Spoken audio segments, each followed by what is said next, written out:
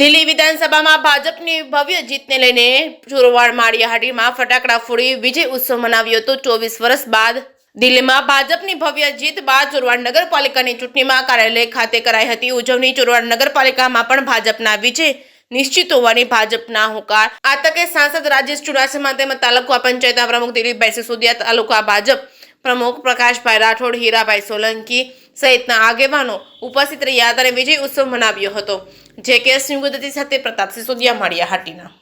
ચોરવાડ શહેર મુકામે માળિયા તાલુકા ભાજપ પરિવાર અને ચોરવાડ શહેર ભાજપ પરિવાર દ્વારા દિલ્હી વિધાનસભાની ચૂંટણીમાં ભારતીય જનતા પાર્ટીનો ભવ્ય વિજય થયો એ ખુશીમાં અહીંયા ચોરવાડ શહેર ભાજપ કાર્યાલય ખાતે ફટાકડા ફોડી અને ખુશી વ્યક્ત કરવામાં આવી, સાથે મીઠા મોં કરવામાં આવ્યા।